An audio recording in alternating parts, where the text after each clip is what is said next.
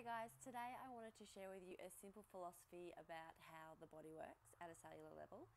And I want to share this with you because it's something I'm really passionate about. It's something I base all my clinic consultations and healing programs around, my online health coaching programs and all my treatment protocols, because there's something so simple but yet so important. And I really do believe that if we understand how our body works, it makes us a little bit more empowered to make decisions that are going to support our body, help us to heal our body more effectively, but more importantly, help us to prevent disease.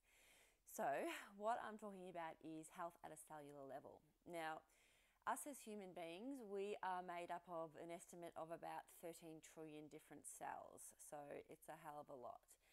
Now, you as an individual are only ever going to be as healthy as those cells are. So when we look at your tissues, your organs, they're all comprised of cells. So they're only ever going to be as healthy as the health of that cell. So achieving good health at a cellular level is empirical.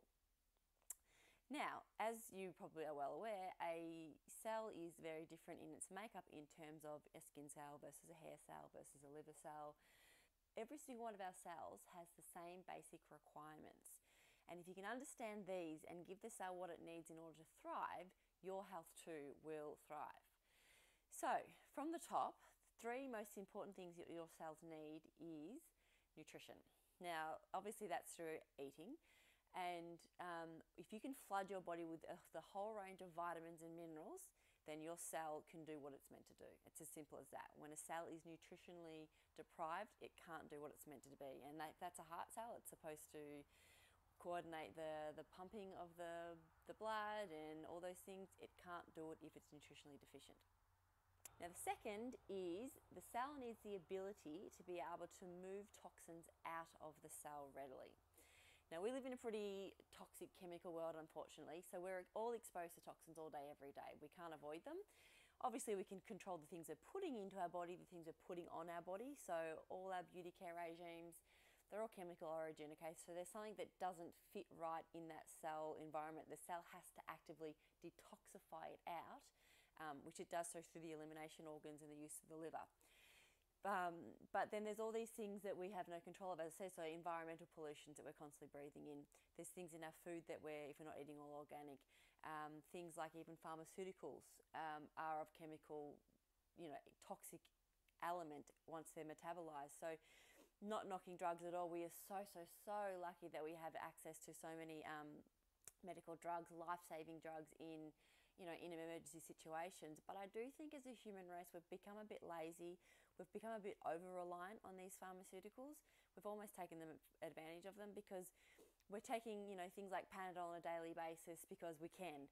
But we forget that at that cellular level, even though we're getting that quick hit of pain relief, the cell is still left with this toxic residue and has to detoxify out that chemical residue. So I do encourage you to always be seeking for that underlying cause and not to be overgoing for the prescriptive medication, because we need them in certain situations, but we do overuse them. So our cells are constantly being slammed with toxins and we can't keep up with the removal. That's what happens when your body starts to manifest disease. The cell becomes nutritionally deprived and the cell becomes overwhelmed with toxins. Now, the third is another really simple basic thing, and it's just simply water. Your body needs to be flooded with water every day, okay, and all day consistently. So I know we go on about the 2 litres of water. It's not one size fits all. 2 litres of water is a minimum sort of thing. If you're out in the sun, if you're exercising, you need more. Some people need more. If you're not absorbing your water properly, you need even more again, and you need your electrolytes to help absorb those. But the cell, if you've got no understanding of how a cell works, if you haven't done any biology, which is fine, just think of a cell like a grape. It's roughly a round structure, it's got a nice smooth border, and it's full of fluid, basically. That's how a cell needs to be in order to be function, because the brain sends signals down a nerve cell where it hits that body of water from that conduction to basically send it its signal of what it needs to do. So if the cell's dehydrated, looking more like a sultana, it can't pick up those signals and it can't do what it's meant to do. And then you get disease at that cellular level, then you get that organ not functioning properly, then you get your body as a whole not functioning properly.